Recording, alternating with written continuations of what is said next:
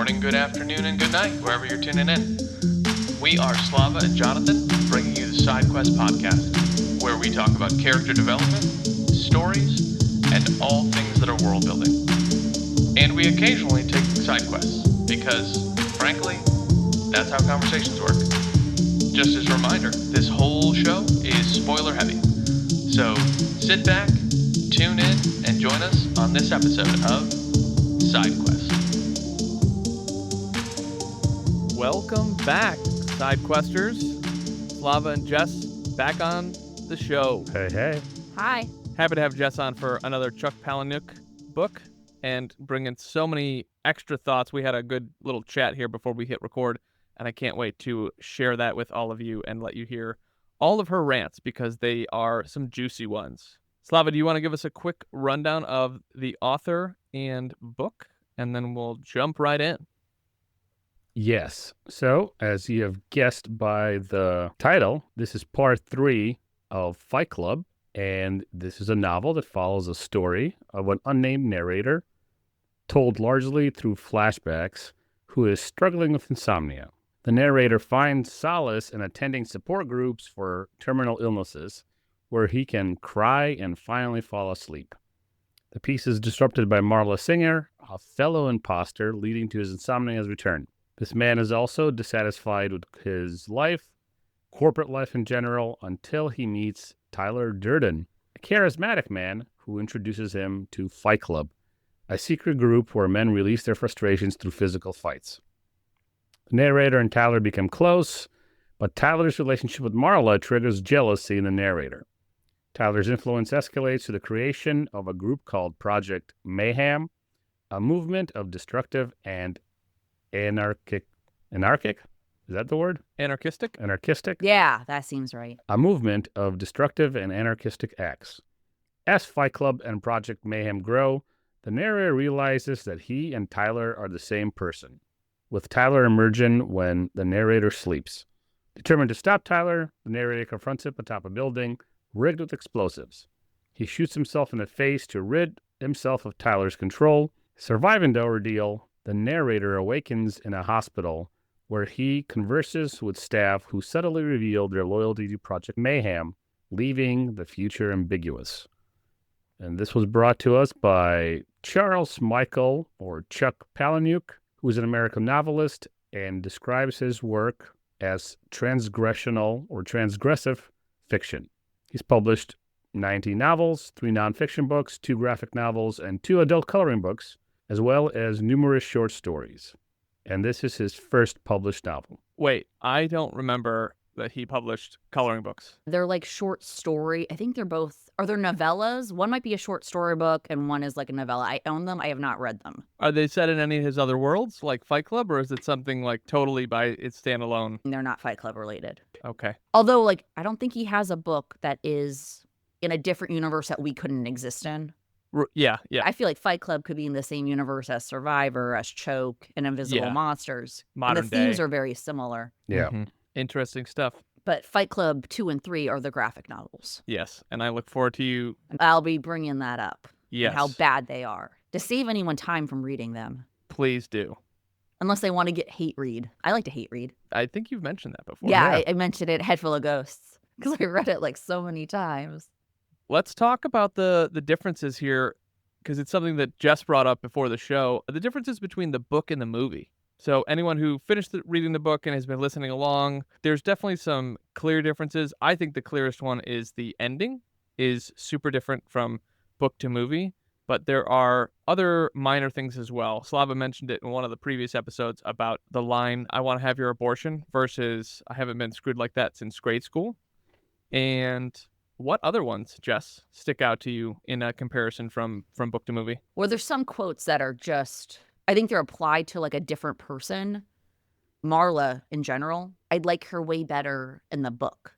In the movie, she's cool, she's sexy, but she's not the way, in the book, she's way more of a sympathetic character. And she plays a way bigger part in the book than she does in the movie. And the interactions between the narrator and his boss are fleshed out more in the book too. Yes, yeah. And obviously, it was after he stopped working at the place. That was the end of his boss in the movie, not in the book, obviously. Yeah, in the movie. Yep. Yeah, so the movie's a little more tame, actually. They couldn't put in like all the lists of, I don't know if you guys talked about this in the other app. They couldn't list all those bomb instructions, explosive instructions Yeah. the same way.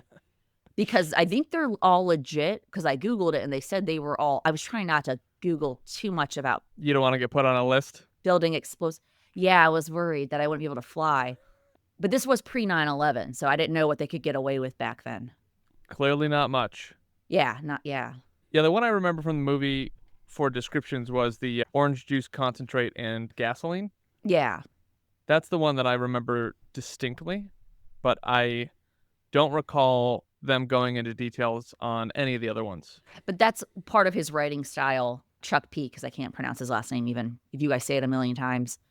He always likes to like teach the reader something.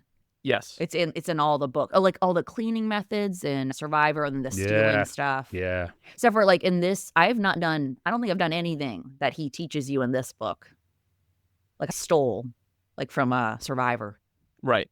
I kind of love the lie thing. I feel like we should do it. I have some lie in the basement. That'd be pretty cool. Well, this took a turn. Yeah. All right, audience, line up if you want to get the Fight Club kiss. From Yeah, Slava no, and that- Jess. As a very self-destructive teen, that was like so cool to me, and still is as a self-destructive person. You want to have labels on your skin Yeah. for Project Mayhem? Well, I don't want like a Fight Club tattoo. Chuck P makes fun of that kind of in Fight Club 2, the graphic novel. Oh, How does many he? people got Fight Club? Yeah, tattoos. Like they missed the point? I have a tattoo. It's Abandon That Hope. It's kind of the same message. From Dante's Inferno? Is it? No, is it not Abandon All specifically- Hope, ye who enter here. Not that. It's Abandon That Hope. It's from, although when you said Dante's Inferno, I'm like, that's not from American Psycho. Because it also starts Abandon All Hope, ye who enter here. Yeah. Oh, but it's from, what's that video game? Alice the Madness Returns. Okay. But it's kind of the same idea. Losing all hope is freedom. You know, that whole message. If you were to ruin everything, then you could rebuild Yeah. Very Nietzsche. from nothing. Oh, sorry. No, Nietzsche has a line somewhere that the blessed man is the one who forgets. Oh, yeah. I mean, I'm only familiar with that also from a movie, not from anything else. Oh, from the Jim Carrey movie? Yes. I love that movie. So do I. Eternal Sunshine of the Spotless Mind. Yeah, which is a line from a poet from the 1700s, 1800s. It's like a long poem. Yeah. So this is kind of what I was getting at, Slava, with the because we're on the Abandon All Hope idea at the moment. Is that I believe harks back to, well, definitely Dante's Inferno, but I think it goes back further. I think it goes back to Greek and Roman mythology for descent into hell. Yeah. Who's that guy that had to push a boulder up the mountain? Sisyphus. It has connections to Sisyphus. The movie that we just referenced, Eternal Sunshine of the Spotless Mind, there's Sisyphus overtones in it. And I only know this because I watched an interview with the director. Okay, nice. Life repeats. Yes, Yeah, it has to. it does. You know, maybe, again, it was maybe my young mindset. It did not occur to me that they were, I mean, this is just me being dumb. It's not really a huge difference because they exist in the book and the movie. In the movie, it didn't seem so much like terrorism as much as it seemed like, you know, cute little pranks that involve explosives Boys will be and boys. ruining damage. Yeah. And I was like, oh, that looks like fun. But it did not dawn on me as terrorism. Where in the book, I was like, oh, this is terrorism for sure. And then in Fight Club 2, there's more terrorism. And where it kind of pissed me off in Fight Club 2 more, because they were talking about, you know, they do talk about this on ruining modern art and how we have seen that happening. And every time someone ruins, like, whatever, I know it's been Van Gogh, I don't know who else, I like we should just shoot those people. It's fair. Oh, like I'm like, we should just shoot destroying that modern, asshole. destroying Yes. art in museums and stuff. Yeah, for they can destroy modern art, but don't destroy the classics. the classics. Yeah, that it's never made sense to me that that's been the Mad. go-to, where it's like, oh, we're gonna destroy, you know, Da Vinci's Mona Lisa. It's like, why? But they did that in Fight Club 2 with their blood. Their blood. Yeah, I think they nicked their artery in such a way and sprayed it. I feel like one of them died from it. Oh, yeah. I don't like Fight Club 2 at all. Why don't you give us a quick rundown of Fight Well, I Clubs 2 and 3? I'll spoil some. I did not read 3 yet. Okay. I own it, but I have not read it. So Fight Club 2, Marla and the narrator, who has a name, Sebastian, which is, I think, one of his names from, I don't know if it was in the movie or the book where he used that in one of his name tags. So probably the movie. They're married. Marla is no longer my favorite character because she's an asshole who starts switching out his meds that I guess have been keeping Tyler Durden at bay, and to have sex because the sex is boring. Oh, so for her own pleasure, she yes, without like his meds. she didn't think of the ramifications of like what could possibly happen. Kind of makes her seem dumb. She also is like a big character. It's kind of an all over the place thing because she goes back to support groups. And she's at one for those kids that have that protein that ages them rapidly, progeria, Okay. or something. Sure. Turns out there's a faker among them that isn't just her. It's Chloe. Chloe's not dead. Yeah, I'm spoiling it. That's Chloe's fine. not dead for whatever reason. But wait, And- she's not dead in Fight Club 2? She's not dead, which makes no sense. That takes a lot of meaning from the first one. Yeah. Marla wanted, I guess thought he was nothing, because I guess nothing changed for the narrator, Sebastian. He, I'm assuming, has a dead-end job. He has a house in the suburbs, and they have a child together. They have a kid? Which is, they have a kid who Oh, is boy. also obviously Tyler's kid. But then Tyler, they kind of undo the whole split personality thing. And Tyler is like a mind virus. He's not like his psyche split to do what, the narrator truly wanted to do and wasn't even aware that he wanted to do. He can somehow, and he's infected other people in that family tree. And they have like, the art is nice. And well, not this one I'm about to describe because there's sperm in it. It was like a family tree with like little sperm. It was disgusting, sperm. I told you guys before we started that Chuck P is also in the graphic novel for like, Did he write meta it? commentary. Oh yeah, he wrote it. He didn't draw it, but like he wrote it. Right. And he has his writing group that he talks about all the time in interviews there, like helping him out to how to resolve the story. And it's awful. Huh. Chuck P, I've seen in a lot of interviews. I love him. He's not very pretentious. He's just a good storyteller. But him in the graphic novel, I was like, he was annoying. I told you guys, I don't remember if I told Yeah. Slava. Yeah. He compared Tyler Durden to being as culturally relevant as Santa Claus That's a weird... In the book? on Fight Club 2.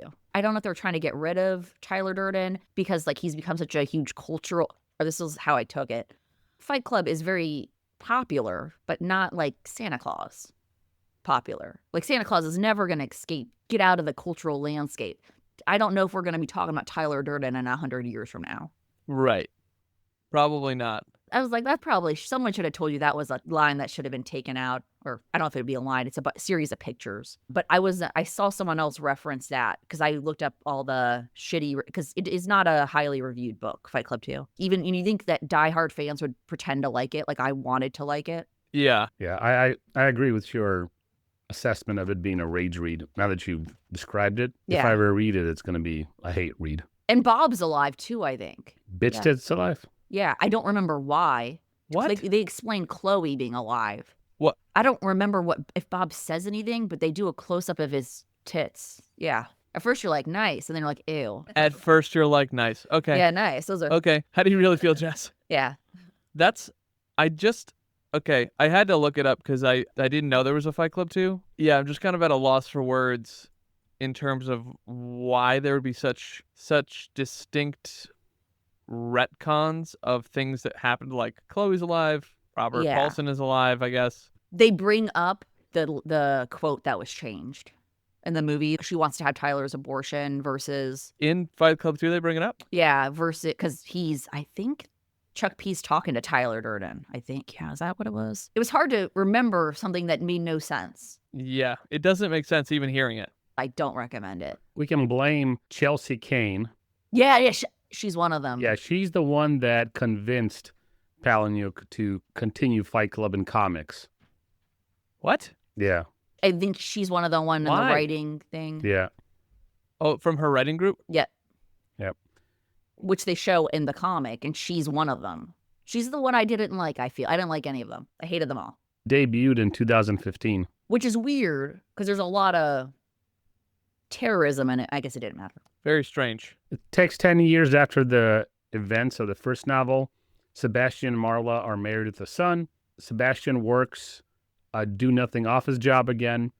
at a military contractor company called Rise or Die. Rise yeah. is spelled with a Z. Marla has grown tired of suburban life, resurrects Tyler Durden by replacing her husband's medication with placebos so she could have an affair with Tyler. Tyler has other plans and burns down the family's house and apparently kills their son as a result. Wow. Dead. He's not dead. But apparently kills him, so yeah. Yeah. Yeah, that feels less purposeful at least from the summary. It's all over the place. Yeah. So a hate read, what you said. When I read Fight Club 3, I'll tell you about it. Please. Well, in Fight Club 3, I won't spoil anything because I'm looking at the Okay. plot. In Fight Club 2, he also returns to his childhood home. And chaos ensues there. Well, they show Okay. him as a child. That's what I remember. Yeah. But yeah, I remember him being a child or something. But I kind of getting him confused for his own child because to me, they looked alike. Right. And then he starts a new group called Project Chaos after a speech from the head of the recruitment center about how men have lost all their role models due to feminism making it impossible for men to hold positions of power without being falsely accused of rape by vindictive women. Then Tyler tries to rape Marla. Marla flees town to discover a wide variety of Fight Club spin-off groups have formed around quilting, creative writing, and film viewing. Oh, yeah. So they Quilt started Club. podcasts, all inspired by Tyler and Fight Club. Wait.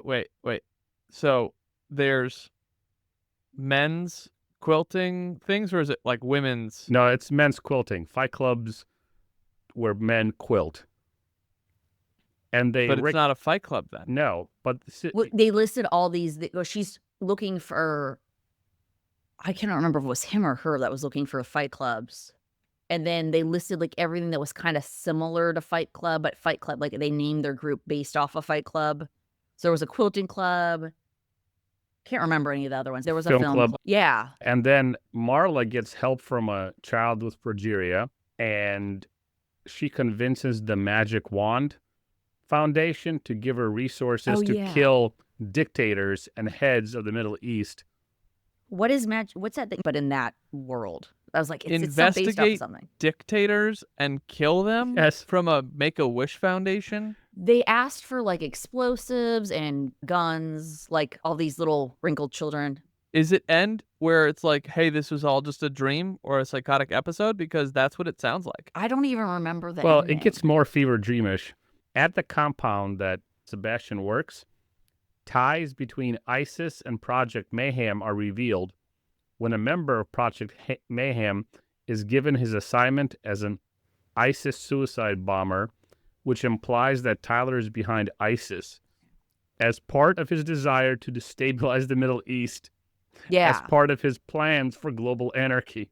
What is going on? I think its rating on Goodreads is pretty low. There are a lot of 5-star reviews for people who didn't read it yet. They were just like excited about it. Sure. Okay. I should have read more of the 5-star to see what they were thinking. Yeah. Tyler also makes new rules. You can no longer hit Tyler in the face in Fight Club. That's a new rule. I don't remember that. Meanwhile, Marla and her ally, who reveals herself to be an elderly midget woman pretending to be a child suffering from progeria for attention. That's Chloe. Yeah. And they are But I don't remember her being a midget. they are confronted by female mercenaries working for Rise or Die Whatever. in the Middle East, and apparently are blown up by missile strikes ordered by the mercenaries. Yeah, and then he thinks she's dead. But then she's fine. I don't remember. Again, it's such a mess. It's hard to keep it straight. It's a very ambitious. This feels like a series tucked into a graphic novel. Because this is not as long as like Watchmen, right? Like Watchmen's like No. a nice thick graphic novel. No, this isn't as long. So How? it ends in a meta-fictional ending, according to this plot overview, with Palahniuk himself is shown to be running the story of Fight Club 2 by a group of fellow comic book writers and friends. A bunch of stuff happens, and then here's what I wanted to read. Palahniuk and Tyler walk on the beach, and Palahniuk laments the integrity of stories and art. Tyler asks what happens next, and Palahniuk describes the fictional world of Fight Club 3, Marla is pregnant once again by Tyler and will have an abortion. Tyler shoots Palahniuk in the head, happily proclaiming he's going to be a father. Sounds like a psychotic episode. Yes. The entire thing. That will somehow affect the child. I don't remember. It's dumb though. But like a lot of people didn't like it. Understandable. It's a different book. Shit story. It just ruins a lot of the first book, but like most sequels are not a good idea ever. Like usually unless you wrote the first book with the intent. Planned. Yes. Right. Like any fantasy series, they want to continue the story, so there's room to continue the story. This was, I feel like, sounds bad, but kind of the opposite of Fight Club, which is kind of cashing in on that consumerism. They thought everyone was going to like Fight Club by regurgitating Fight Club. I figured out why Marla and Robert Paulson come back. Chloe and Robert Paulson come back. The fans in world, maybe outworld, but this plot overview says the fans write their own ending in Fight Club 2, resurrecting Robert Paulson and everyone from the bunker that is supposedly hiding there because there's a nuclear holocaust. What? Yeah, the fans are all outside like an angry mob covered in tattoos that he's making fun of them. That's the only funny part. And they're there demanding that, I guess. I feel like you're just making more things up to me. Because it does sound like it. I'm not also telling it the right way. It's part of why. Because it's a mess that I can't, and I didn't give a shit enough to remember it. I was just like, this is stupid. I don't think it's going to be coherent even if I read it. No, because I'm smart enough and I don't get it. And just by having to say that sentence means that it wasn't written in a coherent way. Your audience should not have to wonder and guess what the story is. Because it's not, he's not that kind of writer. You have to like be like, Correct. What could this mean? It should be, I mean, Fight Club is a very straightforward novel. Some people, I did read criticism of Fight Club, the original, and some people were like, didn't understand what was going on. I'm like, what? How? Like, it tells you Seems everything pretty that's going obvious, on. right? I guess the way it opens, Fight Club, the one that we're reviewing, opens, he does say a bunch of things that don't have anything to do with each other, but it gets you intrigued to continue reading. Let me see, like, what's the first? Tyler gets me a job as a waiter. After that, Tyler's pushing a gun in my mouth and saying the first step to eternal life is you have to die. For a long time, though, Tyler and I were best friends. Yeah, that's all over the place. But, like, if you just keep reading, it explains it all. Right. It's not hard to understand, even though it is very fast-paced. Right. And that's why I like the writing without, Okay, so Fight Club 2, not worth the read. Or maybe, if you have nothing else to do. Yes. Yes, chef. Fight Club 3, jury's still out. Wow. Slava, bring us to a side quest. Let's do a quick transition here. So what rules would you guys make up if you were running a Fight Club? Obviously, we can't talk about Fight Club, and we can't hit Tyler in the face. But that's for his Fight Club. The three of us have started our own Fight Clubs. What's one rule that you would add to the litany of rules that Fight Club has? All right, let me reread the rules real quick. Make sure I don't forget them so that we have some context, both ourselves and the audience. The first rule of Fight Club is you do not talk about Fight Club. The second rule of Fight Club is you do not talk about Fight Club. The third rule of Fight Club is if someone yells stop, goes limp, or taps out, the fight is over. Fourth rule, only two guys to a fight. Fifth rule, one fight at a time, fellas. Sixth rule, no shirts, no shoes. Seventh rule, fights will go on as long as they have to. The eighth and final rule, if this is your first night at Fight Club, you have to fight. So, we're going to make rules 9, 10, and 11 together. Jess, what's your Fight Club rule? Well, it was going to be don't mess up my face. But Tyler stole it. Wouldn't make any sense. Don't mess up my hair. I don't know.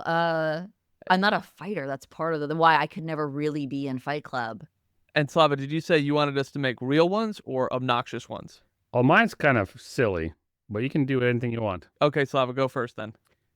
So, all Fight Club meetings must end with a group hug to ensure no hard feelings. Oh, I love that. Wow. They gotta hug it out. Wow. That's obnoxious, actually. Yeah, a group hug, too. Once a year, Fight Clubs need to have a Super Bowl event where it's a knife fight between the two guys. Oh, To the death? Well, Does someone tap out for that? yeah. If their arm goes limp Yeah. or another body part. If they lose blood. Yeah. I don't know. Tough to have a group hug after that, though. Hey, can you not get your blood on me at the moment? Be great, thanks. Oh, okay. I have one. They have to recite poetry before, like, make it really meaningful. yeah. Something like they think about why they fight. Like that poem you read at the wedding, Slava. Oh, by Kipling? Is it Kipling? Kipling, yeah. Oh, that's really epic. Yeah. It's a very stoic poem. Oh my gosh. Well, don't worry, Jess. According to these rules, you can't participate in Fight Club. Only 2 guys to a fight. Yeah, it's So- fine because like that's not how I deal with my anger. I cry when I'm angry. Yeah, and all poems must rhyme and have meter, or there's no fight. Whoa. Yeah. What about Robert Frost? We're making up absurd rules, aren't we? Okay, fine. Yeah, sure. Okay. It's fine. He does have poems that rhyme though, Robert Frost. I'm not familiar with any of them, but I believe you. I've read, some of his popular stuff. But isn't he the one who wrote Whose Woods Are These? I think I know. I can recite the whole thing. I just don't know if he wrote it. Do it. Recite the whole thing. Whose woods are these? I think I know. His house is in the village, though. He will not see me stopping here to watch his woods fill up with snow. My little horse. I don't want to do the whole thing. I might get them mixed up, but I think I can. It's stopping in the woods on a snowy evening. Is that him? Hold on. Shoot. I just Googled Robert. His name was Robert Paulson. Yeah, I don't know that one. It is Robert Frost. These woods are lovely, dark, and deep, but I've got promises to keep, and miles to go before I sleep, and miles to go before I sleep. You haven't heard that? It's been quoted in a Tarantino movie, Death Proof. I didn't see Death Proof. Yeah, it was okay. So It was okay. Robert Frost is okay, but no E.E. Cummings. Okay, yeah. Although Only I like like E.E. E.E. Cummings, Cummings. yeah. I actually love E.E. Not a lot of people wouldn't women wouldn't qualify. A lot of people wouldn't qualify with your rule. That's the point I was trying to Anyone make. Thank you, Jess. semi-modern, yeah. Shel Silverstein would apply Yeah. with some of his work. That'd be meaningful though. Yeah, no Instagram poetry. Oh yeah, no Oh Rupi my gosh, Kaur. what was that person that you showed us? Rupi Kaur. Megan Fox is a poet too. A better one than Rupi Kaur. When did you know what? I actually don't care. Yeah. She says a lot of bad stuff about men apparently. They all do. Yeah. They all do. Which honestly kind of leads into the next piece I wanted to hear from you, Jess. You have a bit of a rant for books for women versus books for men. And I want to hear all about it. I did not say this when I was ranting because I saw the little note you have and I heard him talk about it. I've heard Chuck P say there's plenty of books for women. And I'm like, no, there's books for women, but they suck. And he said the Joy Luck Club. I didn't read these books. I don't think I did. And the Sisterhood of the Traveling Pants. And I started saying and you guys haven't seen the stupid movie. Nope. No, I think I saw the movie. Okay, there's these pants, and it fits all of them. They're in a thrift store or something. I've never had a group of 5 friends. I don't have 5 friends. Never had a group of 5, not 5 female friends. We wouldn't all get along.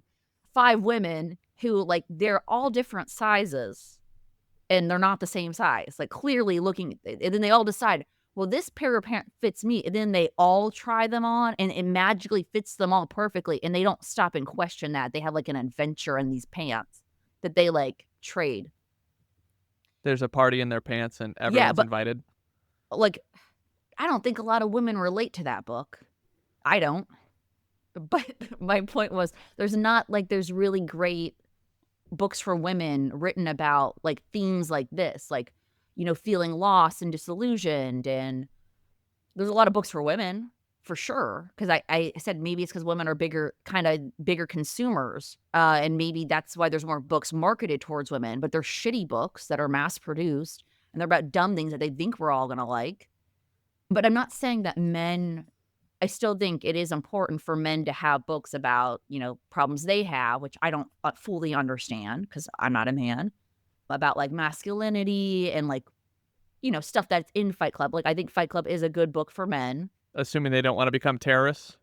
Yes. I just don't think there's a female equivalent that appeals to a lot of women. For specifically, and if I heard you correctly, I just want to make sure I understood it. So there's not a lot of books for women that address true femininity and the frustrations of femininity, I guess, would be the equivalent. Is that fair, Slava? Yes. Or if there's one, it hasn't been done well and I don't know of it. Because when I think of this book, I think of it as a dark book. I feel like there's not a book about life in that way for women. Because I said earlier that I kind of relate to Marla being like a death-obsessed person. Uh-huh. So in a way that's maybe why this book appealed so much to me when I first read it, or anytime I've read it. But like as a younger person, it was the first time I saw like a more up female character. Although like now we have a lot more books with up protagonists in general. Yeah. So you're looking for a book, and I don't disagree with you. I haven't heard of anything. I think there is one, but it's now, and it was semi-recently. My Year of Rest and Relaxation by Atessa Moshfegh, I believe is how you pronounce her name. And it's about a woman who's just trying to sleep for a year. It's kind of the opposite of Fight Club. She just tries to sleep for a year. She starts to do weird things in her sleep too. But like, it can be explained by all the medication she takes. To be reborn, like hers is not kind of to destroy herself. Kind of this idea. Never mind. Interesting. So there's one book in the past couple of years. Yeah. So your point still stands. I don't think, I was going to say, I think your point still stands. The frustrations of femininity, right? Like, and societal pressures, because Fight Club is about masculinity and societal pressures and the frustrations therein. So it sounds like that book, and to your point, I haven't heard of one because I think it would take off. I think the only female books that have taken off in the last decade, maybe 15 years, that I can think of was 50 Shades of Grey. Oh, I didn't read it, but I didn't see the movie either because it's not really up my alley. But like, what other big female books took off outside of like romance books? I was about to say that vampire one that I read all of them in one day. Twilight? You read Yeah. all of Twilight in a day? I hate them, but I couldn't stop reading them. Read the Yes, trilogy I- in a day? I thought there were 4. Is there 4? No, there's only 3. You're right. They made it into 4 movies. So my roommate, I read faster than her, and I was like, you need to stop reading so I can read that stupid book. Yes, I read them all. I was like 20 years old. You hate red. Okay, that's a story for a different time. I didn't hate the first movie. So that's, I think, why I read the books. Wait. There's 5 books. Did I read them all? I read all the books in one day. I feel like there's 4. No, the 5th one, I feel like she wrote another one later. Stephanie Meyer. Yeah, Twilight, New Moon, Eclipse, Breaking Dawn, and Midnight Sun. I've never even heard of Midnight Sun. It's probably newish. Are you sure that's not like a prequel? The burning question for me and the audience, Team Edward or Team Jacob, Jess? Who the Jacob's some weird wolf guy. He just doesn't wear a shirt. I didn't like him. I like the brooding guy. Yeah. I'm a fan of vampires, although I haven't read or watched these movies. Yeah, I don't like their vampire lore. I don't like the vampires who can go out in sunlight. That's stupid. Defeats They a little bit of sparkle. the purpose. Yeah, it does. My favorite vampire book is Interview with the Vampire and The Vampire Lestat. In my head, somehow I make them into one book because I read them one after the other by Anne Rice. I have not read the book you gave me yet. Yeah, you Interview- should. You gave me We Interview should- with the Vampire. I didn't read that. I read Interview with the other- Vampire we should put on the list. We That's a good definitely book. should. It's a great story.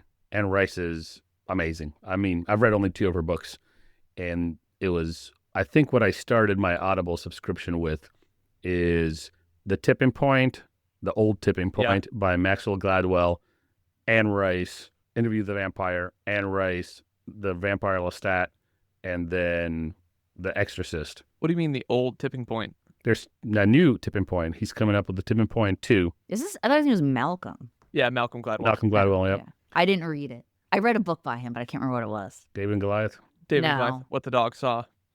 Talking to Strangers? Oh, yeah. Is that it? Yeah. Yeah. Talking to Strangers. Yep. He has a lot of books. He has a lot of books.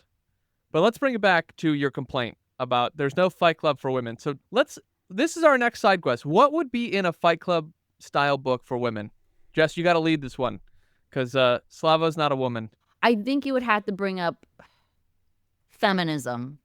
Yeah. But kind of how that's kind of made women go against their natural, Mm-hmm. I want to say urges, instincts, maybe. Instincts. Yeah, that's a good word. Because we, if anything, we act tougher than maybe we want to. So I think that this is actually a really interesting question is, okay, so the book would address feminism as an ideology. What other ideologies that women are presented with in today's society would it address? Well, it would be the same, similar to Fight Club, the consumerism thing. Yeah. Sometimes I wonder, and not that I don't fall prey to this often. I just, don't have as much money maybe, so I don't buy everything that's fucking trending. Same. But I see like my roommate has 5 cups that don't fit into our cabinets. She has so Are many they the Stanley Stanleys? cups. Yeah. But she has like every version of the cup that's been popular. So she has the cups that were popular before the Stanley cups. So whatever those were, like the Yeti cup. I feel like there's been a Great. bunch of women have been obsessed with these stupid cups. I don't like these cups. I just use a cup, just any cup. Yeah. Does it hold Any liquid? cup- Can you drink out of it? Yeah. Done. Well, here's evidence that backs up Jess's claims that women's books are marketed en masse and they're shit. I asked ChatGPT, what would a woman's Fight Club look like? Here's what it says. It's blank. It's blank. No, hold on. Oh, here it is. Instead of bare knuckle brawls, incorporate unconventional tools like pillow fights. What the hell? No shirts still. No shirts, And no it gave shoes. it gave me 3 rules.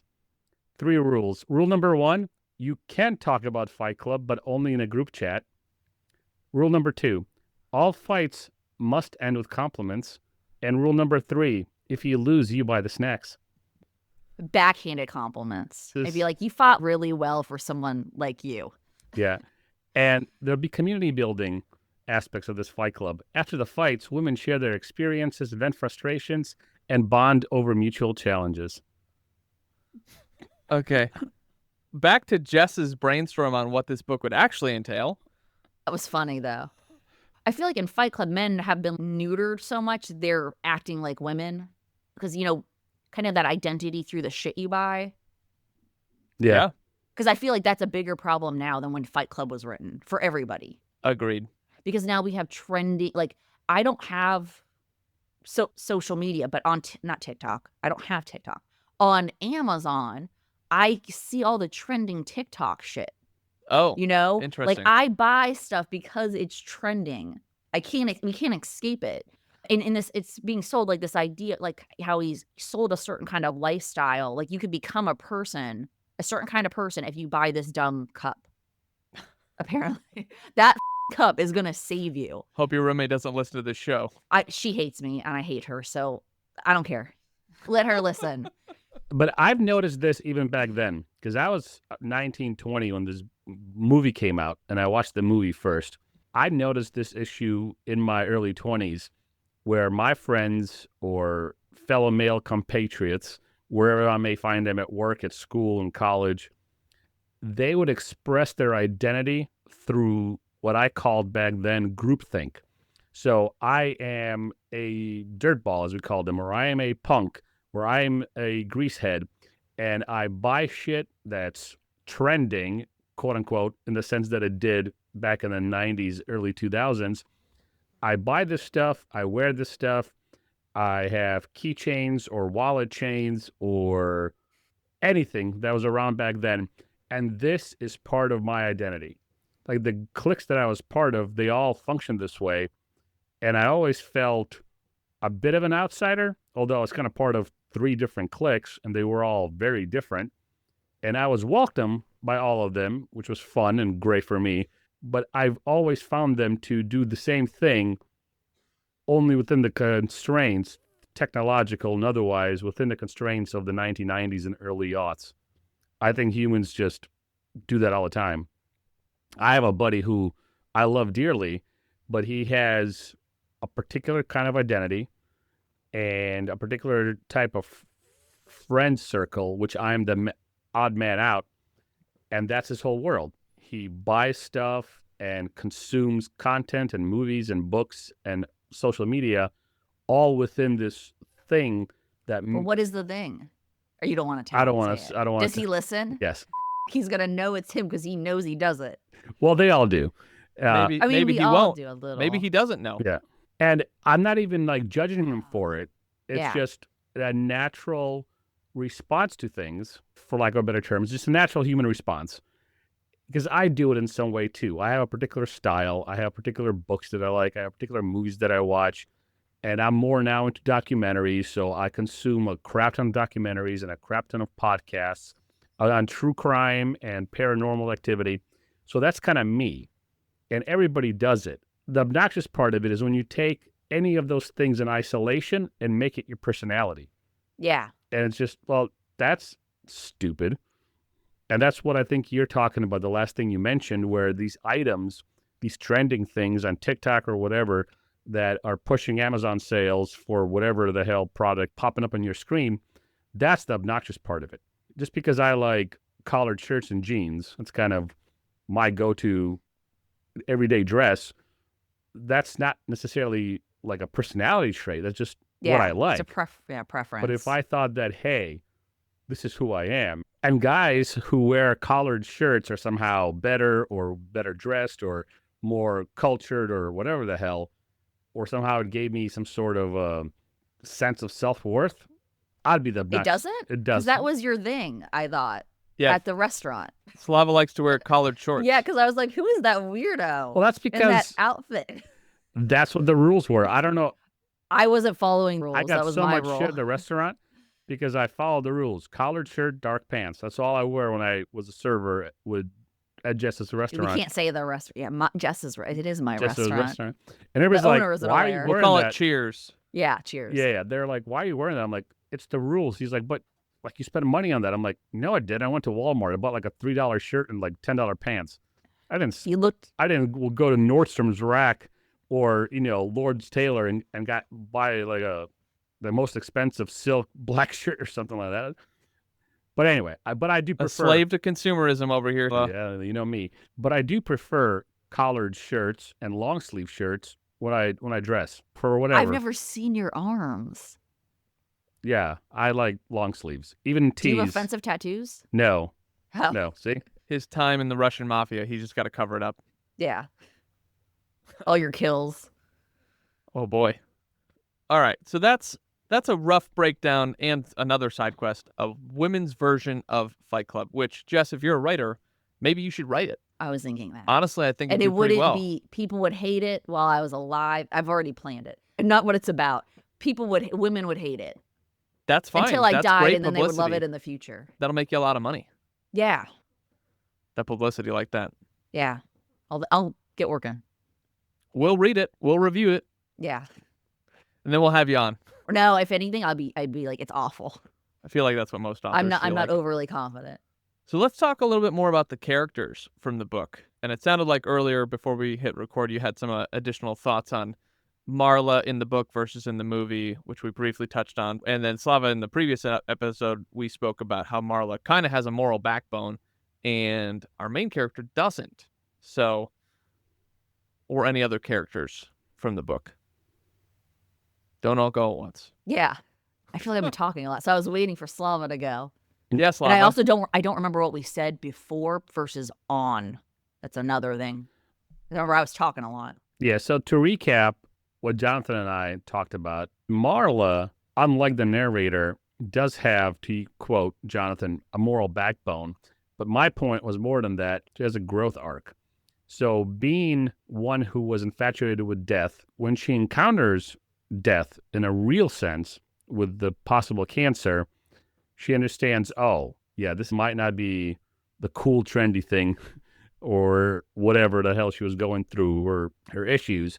She grows from that and understands that death is a reality, where for the guys, Tyler and the narrator and Project Mayhem, death is very abstract. They're causing chaos and mayhem. And even though they say death is the final release and death will set you free and death is how you get eternal life, those are all great, I guess, if you're trying to wax philosophical in your own head in the basement. But they're so abstract that they have no meaning. Whereas Marla has a real encounter with death and she grows from it. And the backbone part of it is she does push back against Tyler's tyranny, if you will, terrorism. And she gets pissed off that her mother's fat was being like sent to her. So she does have a line in the sand where, yeah, she'll say crazy stuff like, I want to have your abortion, or she will live with Tyler / the narrator in some rundown dinky house. and she will act out in her own way, but there's a line for her that she won't cross, where for Project Mayhem, it seems, all, we'll just do whatever we want. I agree, but I don't know if it's a disagreement. It's more like I feel like part of the point of the book was that in modern life, death is an abstract thing. Yeah. So that's why she felt better once she went to the support groups. She never felt so good in her life, just like he did, because she was always death obsessed in some way. And now she has something to contrast her life with, seeing all those dying people. But I guess that changed a little bit once she had like the real brush with death. Yeah. But I do think that's a good point of the book. Kind of like a lot of this is to get rid of all the modern, comfortable things we had because we're not living. And I guess that whole thing that there was a huge thing with Tyler, getting them to accept death because it almost doesn't seem real. And because like the way we used to live, it was unavoidable. Death was like always in your face. And now it's very sanitized almost. Yeah, the church I attend, as you walk up to the sanctuary, you pass a graveyard, a 200-year-old graveyard. This church is 180 years old. And there's this sense of, I don't want to say awe, but it's a reminder of your finality, right? Like there's a reminder of your mortality. And as you go into worship.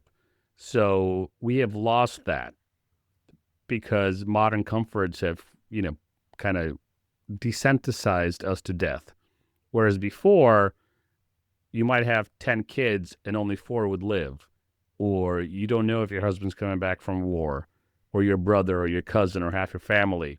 You don't know when the next raiding party's coming. You don't know if you'll live out the winter because it had a crappy, dry summer. And the realization, not the realization, but to you, The reality. Yes, reality of death, but A reminder? Reality. What's a different word for brushes with death? You had a constant daily brush with death. Yeah. So all those words, as we have become more technologically advanced, medically advanced, scientifically advanced, all the stuff advanced, we have less brushes with death. And secular, I think, too, because Yes. Because I feel like Chuck P. also discussed in interviews like the loss of, what is it called? The third place. Your third place could be church or like a men's group or something. And then in modern times, we don't have that. And I guess church would keep you kind of remembering you're going to die. Yeah. Third spaces, I think. Third spaces. What did I call it? Third place. Places. Yeah, Third I was spaces, like, places, yeah. that sounds familiar. And then I was thinking about it. Third places, spaces, whatever. Fight Club would be his community, the community he need because he's kind of isolated in his condo. Yeah. Oh, Marla as a character. One quick note for the audience, though, for if you're not familiar with what a third place is, the third place is a social environment distinct from your 2 primary places, which would be like home and work. Third places would be your local fight club in this instance, or your local gym, or your local coffee shop. Like third places are diminishing. People used to go to town squares. Cheers, another good example. Town squares where they would share information, or like the bazaar, the market, when the merchants would come to town, would be a third place. That was a very common thing through all of human history. And because we're individual, because we're locked away, and Fight Club touches on this, we don't have to leave our first 2 places, home and work. And we don't very often. And some people don't leave for work anymore. Right? Yeah. Remote work, remote church. Yeah. Oh, yeah. I watch some church. I don't go to church. I watch it. For being as connected through the internet as we are, we're actually more isolated than we've ever been. Yeah. Yeah. For those of us in the West. I think that's why this book is still so popular. It's because it becomes more and more relatable. I feel like we're That's more, not a good not thing. in a good way. Not at all. And I feel like men feel even more neutered, as I said before. I can't think of another word. No, it's good. Emasculated, neutered. Sterilized. Like I said about the female thing, obviously men have been, and it's not like to anyone's advantage. It's not like women really benefit from men being neutered. Right. There's a anime that popped into my brain. Death Note. No. Your conversation sparked a memory. It's called Perfect Blue, and it really deals with, loneliness and isolation.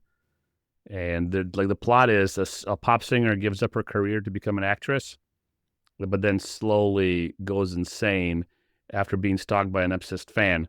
That's kind of like the meta plot, but you get a real insight into her head and how lonely she is because she gave up one thing and she went to another thing career-wise. She excelled at it. She's very popular, but none of that brings true fulfillment. And as I'm talking about this anime, another one pops into my head that I watched at the same time. I forget what it's called, but it's about a girl who goes online and just lives her life online. A young girl lives all her life online, and slowly, like the internet in this world, whatever the internet looked like in this world, takes over her life completely. But she's isolated from everybody, from her family, from her friends, and all her life, all her experiences become on the net. And she becomes totally separated from anything else around her. So in the 90s, people were thinking about this, at least the Japanese were, these two writers. And Chuck Palahniuk was the only one thinking about it. Across the pond and across another continent, all the way in Japan, people were thinking about the same thing. As things become more easy, as life becomes more easier, as technology advances, it really doesn't bring us together. Yes, it's a smaller world, but we're still isolated. So how do we deal with that?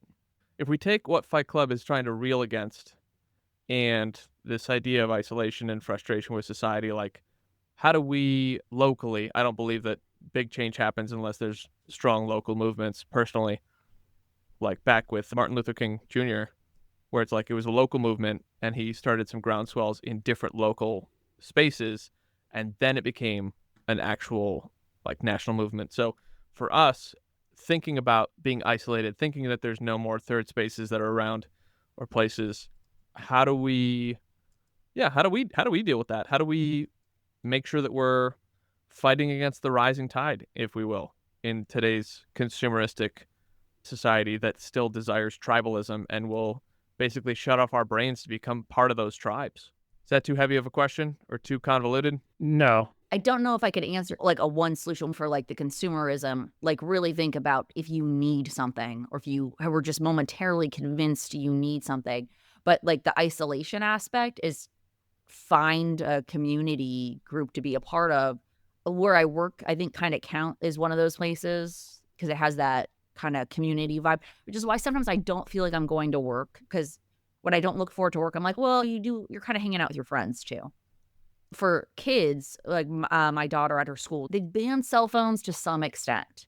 She told me we're forced to talk to each other now and that she likes it. Man, the 90s Because were tough. They all will stare at their phones. Really? And I mean, I guess when they believe were that. allowed to. Yeah, because they really just were allowed to have them out. I didn't realize how much they were allowed to have their phones out. I thought it was like in like a hoodie pocket or something. Right, yeah. I have to hide it or something. Yeah, but that's just all they would do. Like when there was any free time in class, they would all not talk to each other or be on their phone mostly. So one would be like to help children ban phones. Like they have to turn them in somehow in the beginning of class. But I remember some parents were like against this idea, and I get in a little bit like me. I was like, I need to be able to reach her. I'm like, why? My parents never knew where I was. Right. Like Yeah, they didn't know if I was in school. I check my daughter's location every day. Like while she's in school, I'm like, is she still in school? Just checking her location. So the anime I was talking about, it's Serial Experiments Lane, and it follows a young girl named Lane Iwakura who gets obsessed with being on Wired, which is similar to the internet in that world. And anyway, I needed to get that out because my anal retentive brain wouldn't rest. I think what Jess said is the only answer. That's it. You have to find your third, fourth, even maybe fifth place. If I could add on to that, community that's intentional, right? And I know that's words being overused. It's become a cliche, intentional, authentic, blah, blah, blah. People use it, but in an abstract way. And then they sit around a table and all check their Instagram feeds as they're sitting in front of each other. And I'm guilty of that too sometimes. Mm-hmm. But intentional community, like Jonathan and I, this is like my fourth place. This project, this podcast, I look forward to every week. The reading, the research, the actual recording, hanging out with guests, the conversations that spark from that. on and off air, that gives me a sense of community, a sense of peace even. It gives me, I don't want to say a sense of identity, but it fills in certain gaps of my identity because I get to do the stuff that I love, which is research and talking, getting into more conversations that are not just, well, how's the weather? Or what'd you do this week? And what'd you do last week? But actual real conversation is about life with somebody that I consider a friend, not just some rando on the bus, which you can have a great conversations with randos anywhere. But here's a person that's part of my life that I come to every week and we get to hang out. The same thing can happen in other people's lives. It doesn't have to be a podcast. It could be a D&D session. It could be a book club. It could be a drinking club where you go out and taste whiskeys. Whatever the hell it is, people do need more spaces than just home and work. In the internet space. And the like the internet space that people should stop thinking of as like a community, because online communities are not the same thing as real life where you talk to people and people are like truthful. What do they say? Echo chambers. Online is like an echo. It just people are going to either be really mean to you or just agree with you mindlessly. Both simultaneously. Yeah. Yeah.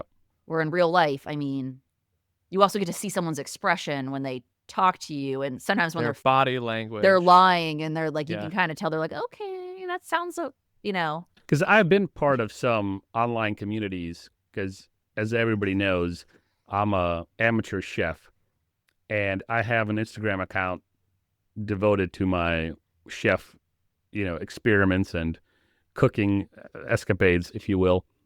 And because of it, I've been invited to groups where we share each other's recipes and we talk and we try to bolster each other's Instagram accounts by voting and sharing and all this stuff. And you talk to the guy running the group and you get to meet other chefs and home cooks.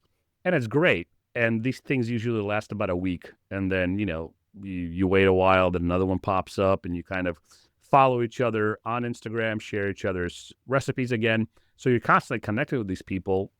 But that's not the same as me going to church and hanging out with the friends I made there. That's not the same as me inviting Jess over for a Saturday night meal. It's not the same as me and Jonathan hanging out for this podcast. Yeah, I met these chefs, and yeah, I've gotten Instagram followers, and yeah, I've got more exposure, and yeah, I've found another recipe that I like, and we talk in the group chats, and everything's fun. But that ends, and I move on. That's no different than me talking to the guy who I sold my Remarkable to. So I bought a Remarkable. I didn't use it for anything that I wanted to use it because it wasn't serving my needs. And I sold it. Mm-hmm. And I had a back and forth to the guy I sold it on eBay. And he was a pleasant fellow. But after that was over, transaction concluded, I'm never going to talk to that guy again. Same with 99% of these chefs that I met online.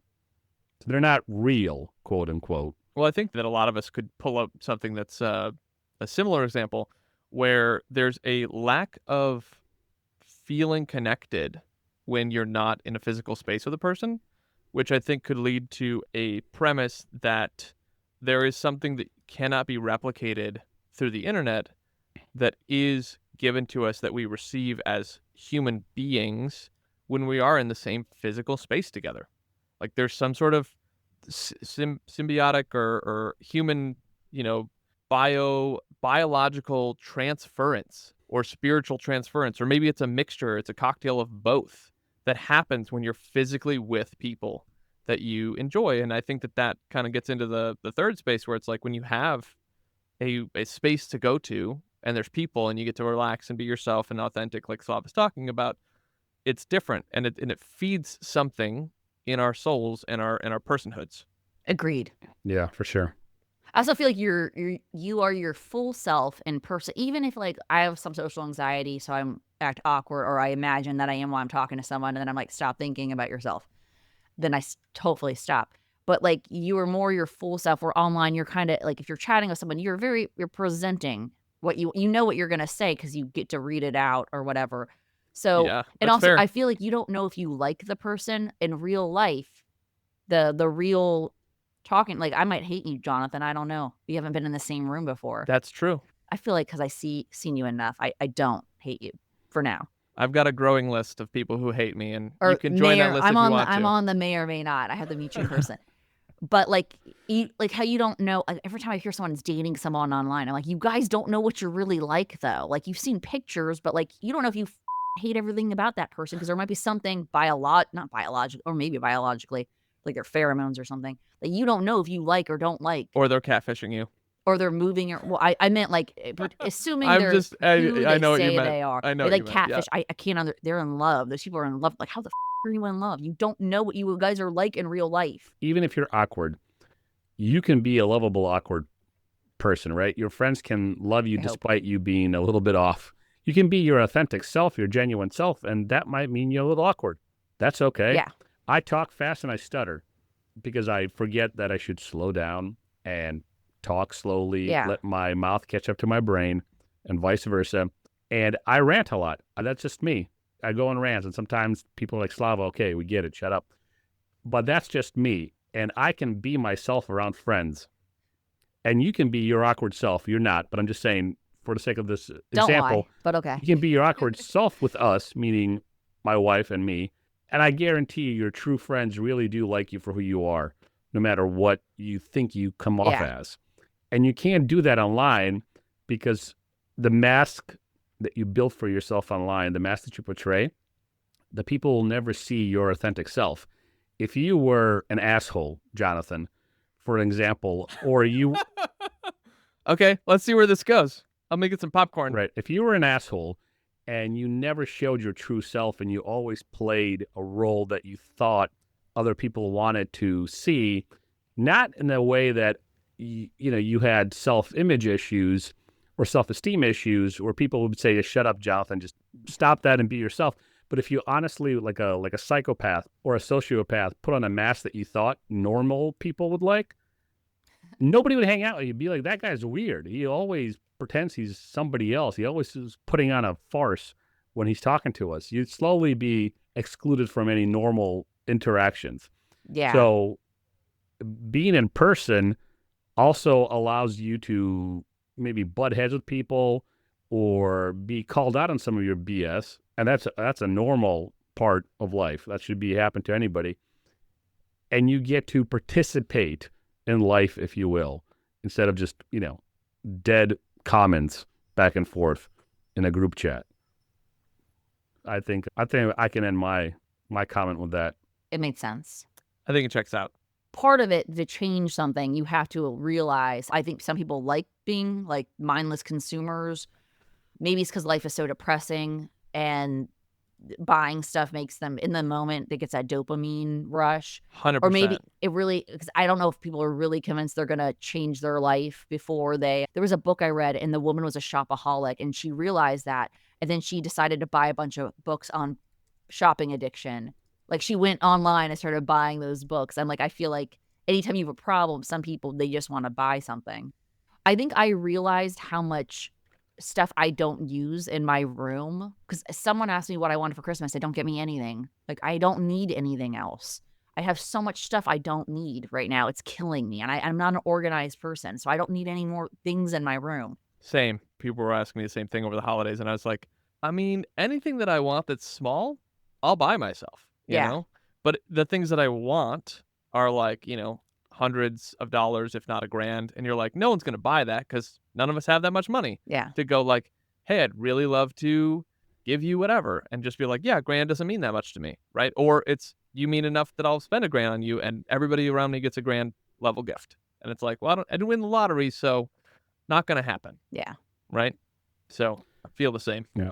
So as we land this plane, I want to ask the audience, what are their quote unquote fight clubs? Where do you guys find your meaning, identity, or connection?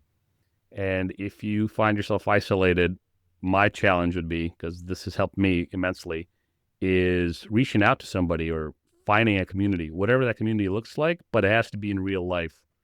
Maybe that even means embracing a new way of connecting with others that's outside of TikTok and Instagram and chef group chats.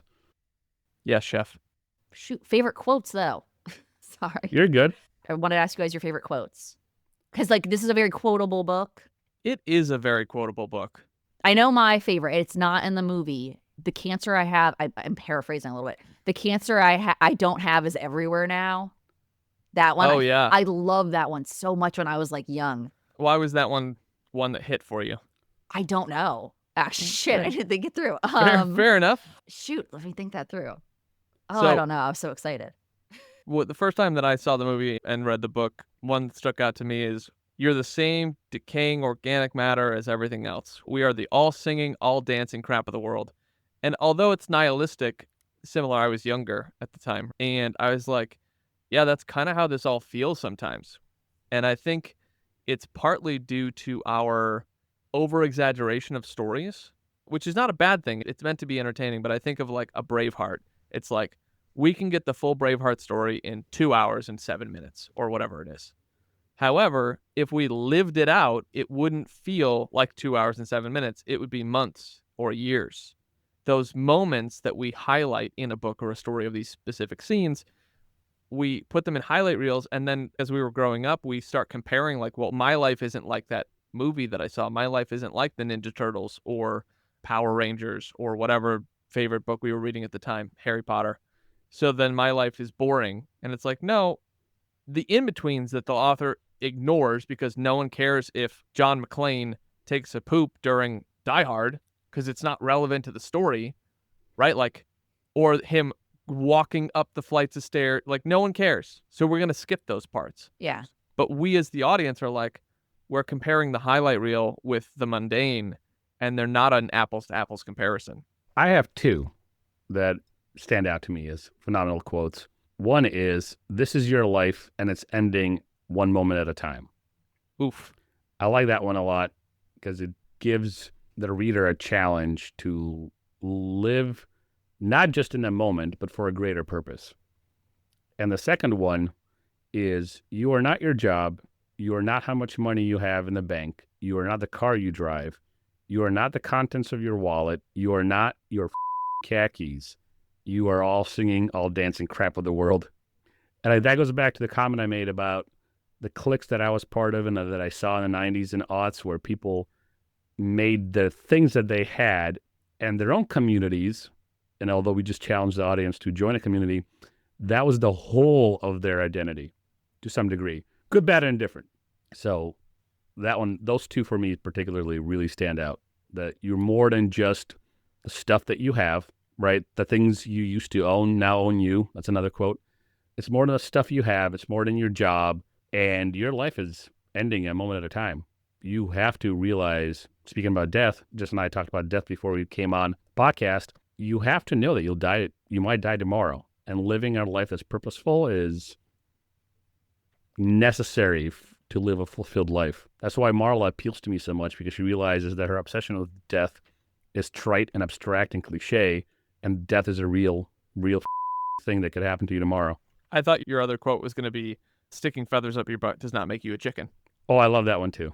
And since I read that book again for this podcast, I've been doing variations of I am Tyler Durden's XXY, whatever the hell he says. I'm Jack Smirking Revenge. So I would say I am Tyler Durden's burned hand or some crap like that when I burn my hand cooking the birria tacos. Mm-hmm. But that's just me being, a silly, goofy dumbass. So it's me being silly. It's only after we've lost everything that we're free to do anything. Agreed. Jess, what's your go-to quote? Oh, well, the cancer one was it, and then your guys' the ones you guys said. But I think I like the cancer thing because it's not in the book, and also it's so weird. Like, he hides his foot in the sand when he's on the beach, so no one can see the birthmark that made him Right. dying. He was like, I was dying in their heads, and he didn't even know what was going on. Yeah. I think I just like it, not because it's like a very apple. I've never felt that way that he feels, because no one's thought I had cancer that I wasn't aware of. I just love that little thing that they didn't put in the movie. He hides his foot. He has a picture of his foot. And I think it goes missing when Tyler goes missing. The picture of his birthmark, I think he had a Polaroid of it, and like it's one of his possessions. Like something he cared about. Yeah. Well, one final one, and then we can end this, that I like because it so appeals to my Russian soul, I guess you could put it that way. Today is the sort of day where the sun only comes up to humiliate you. Oh, that is awesome. I feel that's the best quote, and I didn't even know it. Beautiful. Well, Jess, thank you. Heaps of thanks for joining us for this episode. It was a lot more fun than I thought it was going to be. I was really worried. Wait. You say that all the time. Each time you I'm come on, always you so say that. worried, and I'm like, I'll never do this again. You always have a lot to share and bring a very fresh perspective to the boys club, so we appreciate it. We do it. No, yeah. Thank you for having me on because it's kind of a man's book. I'm glad I was here to But say something. listen, I've said this before to you privately, to Jonathan privately, on this podcast publicly. 20% of our audience, and it jumps between like 18 and 22, so in the middle, Yeah. 20% of our audience is women. So having a female voice on it is fantastic. I'm glad that women just listen to us rant. That's great that we can appeal to a wider audience, but having a female voice is essential. That they just come here for Jess episodes, which I'm okay with. I doubt that. I'm not in enough episodes. They like you guys just fine. All right, well, before you guys vanish back to reality, be sure to share this episode with your book-loving friends. It keeps our quest alive and helps other book adventurers find their way here. See you next time on SideQuest.